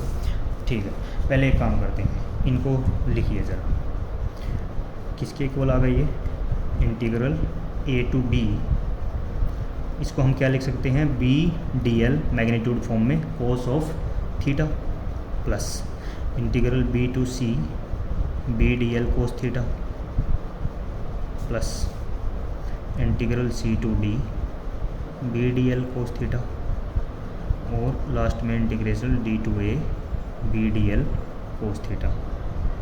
अब एंगल देखो बेटा, A से B में मैग्नेटिक फील्ड और DL के बीच में इस थीटा की वैल्यू कितनी है, यहाँ आ जाओ। A से B के अंदर मैग्नेटिक फील्ड, ये डायरेक्शन, ये जो एरो बनाया है, ये किसका डायरेक्शन, किसकी डायरेक्शन, ये किस चीज़ को रिप्रेजेंट कर रहा है, मैग्नेटिक फील्ड को। भैया देखो ये कौन था, वायर था, करंट ऐसे बाहर की तरफ आ रहा था, तो इसकी डायरेक्शन में मैंने थंब रखा, और A से B में मेरी उंगलियाँ ऐसे गई, तो ये डायरेक्शन किसकी है, मैग्नेटिक फील्ड की। और यही डायरेक्शन तो बेटा किसकी भी थी, ये जो हमने लेंथ ली हुई है, ये L मतलब मैग्नेटिक फील्ड और DL, यहाँ पे पहले केस में क्या है, एक दूसरे के अलोंग है, एक दूसरे के अलोंग है, तो इन दोनों के बीच में ये ऐसे शो कर दूँ, अलग से शो कर दूँ क्या, यहाँ पे मैग्नेटिक फील्ड इधर है, चलो डायग्राम बेकार हो जाएगा, मैं ऐसे नहीं शो कर रहा हूँ, बस ये समझ लो कि एरो मैग्नेटिक फील्ड इस डायरेक्शन में है और ए से बी की में डी एल लेंथ भी किसी डायरेक्शन में है, इसी डायरेक्शन में है, तो दोनों सेम डायरेक्शन में है, तो दोनों के बीच में एंगल कितना 0 डिग्री। तो पहले केस में यहाँ पे थीटा की वैल्यू कितनी आ गई 0, theta is equal to 0 degree यहाँ पहले वाले केस के लिए, ठीक है। दूसरे वाले केस में देखो बी से सी, देखो बी से सी, पहले ये बी से सी में एक चीज़ देखो, यहाँ से यहाँ तक का पोर्शन वायर का, ये यहाँ से यहाँ इतना पोर्शन तो सोलेनॉइड के अंदर है, और यहाँ से यहाँ तक का जो पोर्शन है वो सोलेनॉइड के क्या है बाहर। बाहर वाले पोर्शन के लिए तो मैग्नेटिक फील्ड डायरेक्ट ही 0 हो गई। क्यों 0 हो गई? क्योंकि हमारी एजम्पशन क्या थी, आइडियल सोलेनॉइड के लिए magnetic field outside the solenoid is 0। तो आप जब बी डॉट डी एल करोगे, बी और डी एल का प्रोडक्ट करोगे, वहाँ पे तो मैग्नेटिक फील्ड आउटसाइड तो ऑलरेडी क्या है 0 है, तो वो तो सारी टर्म ही 0 हो गई। लेकिन इतना जो फैक्टर है ये यहाँ से यहाँ तक का, ये मैं इनसाइड द सोलेनॉइड है, इसकी वजह से कुछ मैग्नेटिक फील्ड होगी। तो कहाँ होगी? देखो मैग्नेटिक फील्ड किस डायरेक्शन में है, ऊपर की तरफ है, और डी एल क्या थी, डी एल तो हमने एक ही डायरेक्शन लिया ना, बट डी एल लेंथ की डायरेक्शन आप बार बार चेंज नहीं कर सकते, एक बार जिस डायरेक्शन में आपने ले ली। तो ये लेंथ इधर थी और मैग्नेटिक फील्ड कहाँ थी आपकी, ऊपर की तरफ थी। बात समझ में आई ना? अगर मैं लेंथ लूँ, लेंथ डी एल मेरा ऐसे ही है छोटा सा, मैं अगर मैं शो कर दूँ, और मैग्नेटिक फील्ड इस रीजन में कहाँ है, ऊपर की तरफ, यानी इन दोनों के बीच में एंगल कितने डिग्री का हो गया 90 डिग्री का। यानी मैग्नेटिक फील्ड इस रीजन में लेंथ एलिमेंट के क्या है, परपेंडिकुलर है। ये लेंथ मान लो और ये मैग्नेटिक फील्ड ऊपर की तरफ है, तो दोनों के बीच में एंगल कितना 90 डिग्री, ठीक है ना। तो इस केस में थीटा की वैल्यू कितनी है 90 डिग्री है। और ये क्यों आ गया? क्योंकि मैग्नेटिक फील्ड यहाँ पे परपेंडिकुलर है किसकी, लेंथ की। छोटा सा अगर मैं लिखना चाहूँ तो यहाँ के लिए बी से सी वाले रीजन के लिए थीटा की वैल्यू है 90। अब चलो सी से डी पर, सी से डी पर तो आँख में इसके मैग्नेटिक फील्ड की वैल्यू 0 है, क्योंकि ये सारा का सारा ही पोर्शन क्या है, बाहर की तरफ है, सोलेनॉइड से बाहर है, तो मैग्नेटिक फील्ड इस रीजन में तो क्या ही आने वाली है 0। तो आपने इसके लिए तो एंगल वगैरह भी लिखने की ज़रूरत नहीं है, एंगल कुछ भी होता रहे, जब मैग्नेटिक फील्ड ही 0 हो गई तो ये तो सारी टर्म क्या होगी 0 होगी। तो मैं यहाँ पर लिख देता हूँ इस रीजन के लिए मैग्नेटिक फील्ड क्या है 0 है। क्यों 0 है?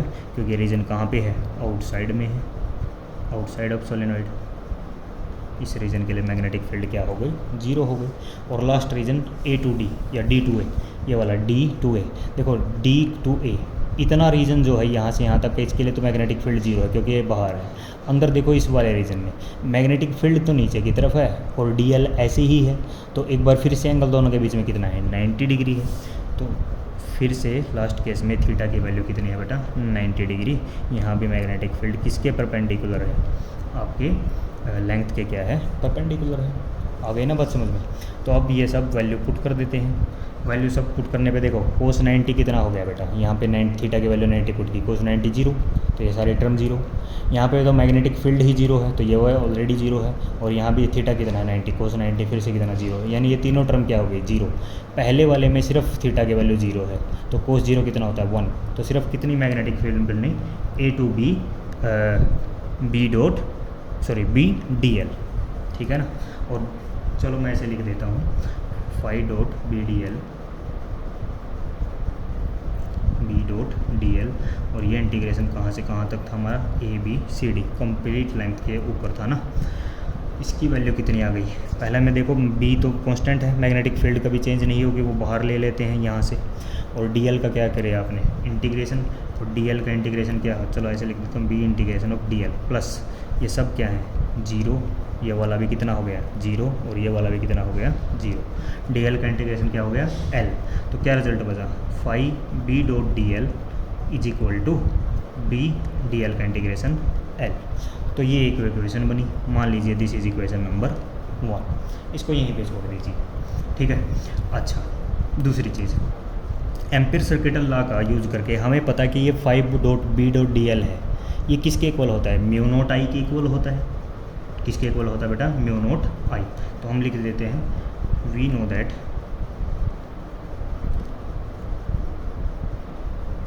Magnetic field by Ampere's law is क्या होता है, pi dot B dot D L is equal to mu naught I inside होता है, ये फार्मूला होता है ना हमारा, ठीक है। तो phi B dot D L किसके इक्वल आ गया है, mu not times of I inside. ये कैसे निकलेगा, अब कहानी है बेटा आई इनसाइड की। किसके इनसाइड मतलब करंट किसके अंदर देखना है आपने, लूप के अंदर। ये वाला जो आपका लूप बना हुआ है ना बेटा एम्पीरियन लूप, इसके अंदर करंट कितना है, ये आप कैसे फाइंड आउट करेंगे। देखो भाई आई इनसाइड को मैं क्या लिख सकता हूँ, यहाँ पे जो हमारा फार्मूला है इसमें आई इनसाइड को आपने लिखना है टोटल करंट, ब्रैकेट लगा के लिखा मैंने ये, total current in rectangular loop, in rectangular loop. कौन सा है rectangular loop, A B C D, ठीक है ना भाई। हमारा फार्मूला ये था म्यू नॉट आई इनसाइड, किसके अंदर है ये inside current, total current in the rectangular loop A B C D. इस लूप के अंदर टोटल करंट कितना होगा, ये कैसे निकलेगा। देखो हमने क्या लिखा था यहाँ पे, total number of turns in the rectangular loop कितना है।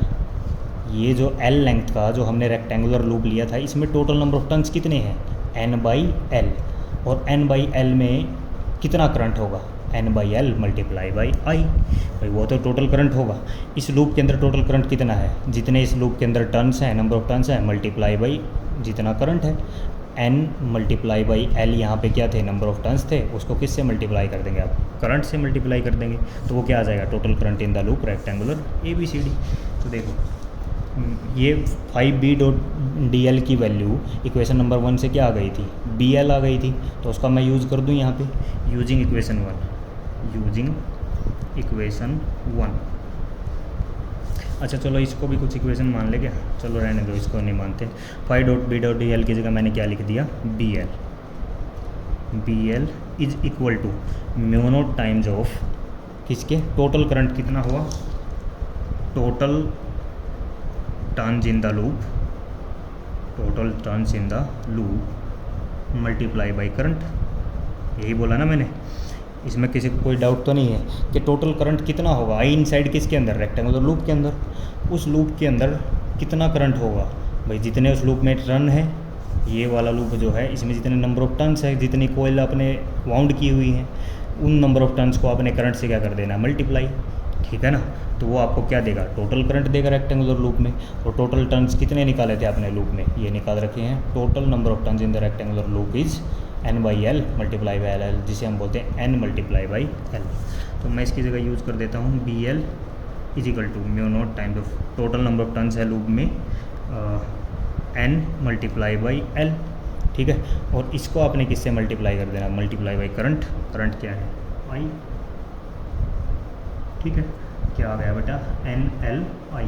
तो मैग्नेटिक फील्ड की वैल्यू देखो कितनी आई, ये जो एल है, एक मिनट, हाँ जी ये देखो यहाँ ना एक छोटी सी हमने गड़बड़ क्या कर दी है कि ये बी स्मॉल एल लिख दिया है भाई, इंटीग्रेशन डी एल, किसका डी एल इंटीग्रेशन थी, किसकी लूप लेंथ थी ये, इस लूप की ही तो थी। इस लूप की लेंथ हमने क्या मानी हुई है, कैपिटल एल मानी हुई है, तो ये स्मॉल एल ना आके यहाँ पे क्या लिखा जाएगा, कैपिटल एल आएगा बेटा, ये कैपिटल एल है, ठीक है, बी मल्टीप्लाई बाई एल। तो यही आपने यहाँ भी लिखना है, B is equal to B multiply by L is equal to mu naught time of N L I, ये बी एल, ठीक है। आ गई बात समझ में। तो यहाँ से मैग्नेटिक फील्ड की वैल्यू निकाल दो, एल से एल कैंसिल हो गया, अलग से लिख लेना, B is equal to mu not times of L से तो एल कैंसिल हुआ, एन आई, ये बचा बेटा। ये बहुत इंपॉर्टेंट फार्मूला होता है बेटा, ये जो हमने डेरिवेशन की है ना, मैं पहले ही लिख के दे रहा हूँ, इस पर हरियाणा बोर्ड वाले तो खासकर इसको रट लेना, क्योंकि ये जो सोलेनॉइड वाली जो डेरिवेशन होती है ना, बार बार आपसे पूछी जाती है एग्ज़ाम में, ठीक है, कई बार आपके एग्जाम में पहले भी आ चुकी है। तो मैग्नेटिक फील्ड जो ये जो हमारा रेक्टेंगुलर सोलेनॉइड का आइडियल सोलेनॉइड, इसके अंदर किसी पॉइंट पर कितनी होती है, mu not times of N I, और एन की वैल्यू हमें पता है क्या होती है, स्मॉल एन की वैल्यू देखो कैपिटल एन बाई एल भी होती है। तो यही फार्मूला कई बार इस फॉर्म में भी लिखा हुआ मिल जाएगा, B is equal to mu naught small N की जगह क्या लिख सकते हैं हम लोग यहाँ से, capital N divide by L, N divide by L, और मल्टीप्लाई में कौन है यहाँ पे, आई है, मल्टीप्लाई बाई आई। तो इस फॉर्म में भी लिखा मिल सकता है, ठीक है। तो इस रिजल्ट को याद रखिए, magnetic field inside a solenoid is mu not times of N I, ठीक है। एक छोटी चीज़ बेटा यहाँ पे याद रखने जो लायक है, ये जो मैग्नेटिक फील्ड आई है म्यू नॉट एन आई, ये बिल्कुल ऐसे पॉइंट पर हमने आई है जैसा पॉइंट चूज़ किया था जो मैग्नेटिक सोलेनॉइड के बिल्कुल जस्ट सेंटर पे है। तो बिल्कुल बेटा जो ऐसा पॉइंट जो सोलेनॉइड के वेल इनसाइड होते हैं, ऐसे पॉइंट पर वैल्यू होती है मैग्नेटिक फील्ड की mu not times of N I. लेकिन अगर मैं मैग्नेटिक फील्ड सोलेनॉइड के अंदर ही, यहाँ पे एंड पे देखो ना, जहाँ पे सोलेनॉइड का एंड होता है, यहाँ पे एंड पर ये magnetic field mu naught N I divide by 2 हो जाती है। मतलब जो सेंटर पे मैग्नेटिक फील्ड होती है सोलेनॉइड के एंड्स पर जाने के बाद, वही मैग्नेटिक फील्ड इसकी पहले वाली सेंटर वाली की क्या हो जाती है, आधी हो जाती है। तो मैं इस पॉइंट को भी ज़रा मेंशन कर ही देता हूँ, ठीक है। तो magnetic field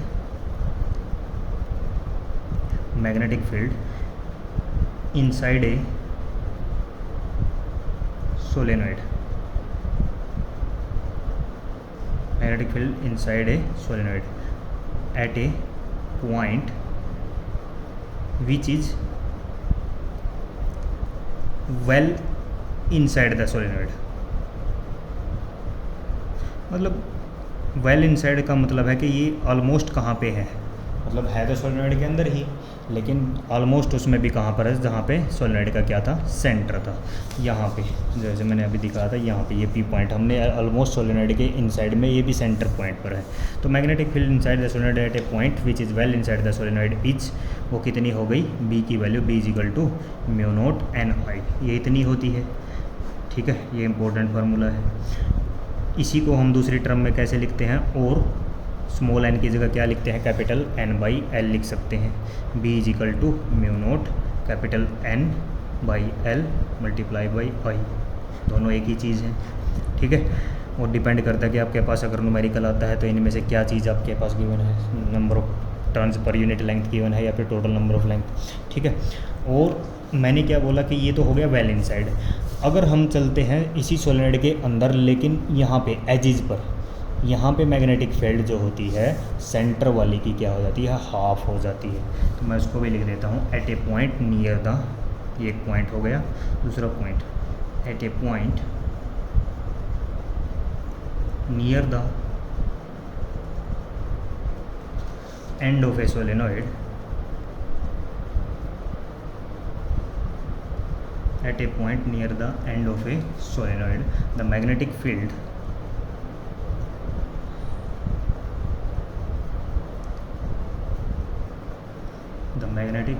is found to be, देखो इसकी डेरिवेशन वगैरह तो मैं आपको नहीं करवा रहा हूँ ना, वो आपके सिलेबस में इतनी है, लेकिन अपने इस डायरेक्ट रिजल्ट याद रखना है कि इनसाइड, वेल इनसाइड पे जो मैग्नेटिक फील्ड जो आपके सिलेबस में है वो है म्यू नॉट एन आई। अगर इनसाइड में ही मैं सोलेनॉइड के, अगर हम चले जाते हैं एंड पर, सोलेनॉइड के एंड पर, यहाँ पर, तब मैग्नेटिक फील्ड सेंटर वाली की कितनी रह जाती है, हाफ रह जाती है। At a point near the end of the solenoid the magnetic field is found to B B is equal to mu not N I divide by 2। ये फार्मूला बन जाता है एंड पर जाने के बाद, ठीक है। और इसकी टर्म में लिखेंगे तो क्या हो जाएगा, और B is equal to mu not N by L I, और इसके डिवाइड में कौन था, 2 था, तो ये ऐसे बन गया mu nought by 2 N by L into I. जो भी फार्मूला आप याद रखें, सब बेटा क्या है, ये इंपॉर्टेंट फार्मूले है, ये मोस्ट इंपॉर्टेंट है, ठीक है। ठीक है बेटा। तो अब एक क्वेश्चन देखो छोटा सा, तो अब क्या एनसीईआरटी वाली बुक में भी ये गिवन है। देखो ये ध्यान से इस क्वेश्चन को देखो, क्या दे रहा है, a solenoid of length 0.5 metre, एक सोलेनॉइड है जिसकी लेंथ 0.5 मीटर दे रखी है आपको, ये ऐसे। चलो मैं यहीं पे दिखा देता हूँ आपको, मैं लिख नहीं रहा हूँ अभी, ठीक है। एक सोलेनॉइड है जिसकी एल की वैल्यू दे दी बेटा 0.5 metre, has radius of 1 centimetre, radius दे दिया आपको 1 सेंटीमीटर, 1 सेंटीमीटर को आप 10⁻⁻² मीटर बोल सकते हो। और ये क्या चीज़ थी, एल की value 0.5 metre, and is made up of 500 turns. उस सोलेनॉइड के अंदर टन्स कितने हैं, 500, यानी total number of turns, capital N की वैल्यू कितनी दे रखी है, 500। It carries a current of 5 ampere. Current कितना बेटा 5 ampere. What is the magnitude of the magnetic field inside the solenoid. तो आपको मेरा पता है सोलेनॉइड के अंदर जो मैग्नेटिक फील्ड का जो फार्मूला होता है वो क्या होता है, म्यू नॉट एन आई या फिर mu not an L by I. तो देखो सब कुछ वैल्यू आपके पास गिवन है। म्यू नॉट को हम क्या लिखते हैं 4 पाई इंटू 10⁻⁻7 लिखते हैं। कैपिटल एन की वैल्यू कितनी दे रखी है 500, एल की वैल्यू कितनी दे रखी है 0.5 और आई की वैल्यू कितनी दे रखी है आपको करंट 5 एम्पियर। तो इसको सोल्व करोगे 6.028 इंटू 10⁻³ टेस्ला। तो इस तरीके से बेटा आपको छोटे छोटे क्वेश्चन पूछे जाते हैं इसके अंदर, ठीक है। और नेक्स्ट क्वेश्चन देख लो, इसमें solenoid of length 50 centimetre. Solenoid की लेंथ दे रखी है बेटा आपको 50 सेंटीमीटर। आ गई बात समझ में, क्या दे रखा है 50 सेंटीमीटर। पहले तो आपको सेंटीमीटर को मीटर में चेंज करना पड़ेगा। तो एल की वैल्यू हो गई 50 सेंटीमीटर में 0.5 मीटर बन गई, ठीक है। Having 100 turns. एन की वैल्यू कैपिटल एन की वैल्यू कितनी दे दी बेटा आपको 100 दे दी, ठीक है। Carries a current of 2.5 ampere. देखो ये वैल्यू किसकी थी एल की, ये वैल्यू किसकी है एन की। तो पहले तो एक काम करते हैं, number of turns per unit length निकाल लेते हैं। स्मॉल एन, स्मॉल एन क्या होता है capital N divide by length. Capital N कितना गिवन है यहाँ पे 100, ये देखो ये निकाल रखा है इसने 100 डिवाइड बाई लेंथ कितनी थी हमारे पास 50 सेंटीमीटर को मीटर में चेंज किया था 0.5। तो यहाँ से कैपिटल एन स्मॉल एन की वैल्यू आ गई बेटा 200 मीटर इनवर्स। पहली बात तो ये हो गई 200 कितना आ गया मीटर इनवर्स। करंट दे रखा है 2.5 ampere. Find the magnetic field number 1 in the interior of the solenoid. Solenoid के अंदर मैग्नेटिक फील्ड का फार्मूला ये रहा म्यू नॉट एन आई। म्यू नॉट की वैल्यू 4 पाई इंटू 10⁻⁻7 होती है। एन की वैल्यू आपको पता है 200 हो गया और आई की वैल्यू ये हो गई, तो ये वैल्यू आ गई। नेक्स्ट क्या है at one end of the solenoid. Magnetic field at one end of the solenoid का फार्मूला मैंने बताया mu not N I by क्या होता है 2 होता है। तब इसी फार्मूले में हम क्या पुट कर देंगे डिवाइड बाई 2 पुट कर देंगे, ठीक है। तो ये छोटे छोटे क्वेश्चन ना बेटा, ये जितने भी क्वेश्चन गिवन है आपने ट्राई करने हैं, इनमें कोई ज़्यादा प्रॉब्लम नहीं है। फार्मूला बेस्ड क्वेश्चन है सारे के सारे, आप आसानी के साथ इनको सोल्व कर पाओगे, ठीक है बेटा। तो आज हम अपनी वीडियो को यहीं पे एंड करते हैं। तो पहले इस वीडियो को ध्यान से समझिए और इस वीडियो को अपनी नोटबुक में नोट करते हुए ध्यान से बेटा इस वीडियो को पढ़ना। ये डेरिवेशन कई बार एग्ज़ाम में पूछी जाती है, ठीक है। Thank you.